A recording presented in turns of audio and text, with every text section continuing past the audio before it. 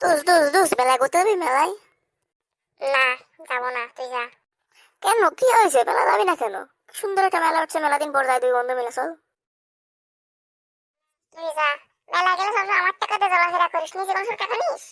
আর বড় বড় কথা কস। কি হয়েছে? বন্ধুর সাথে বন্ধু চলবো না তো কিটা চলবে?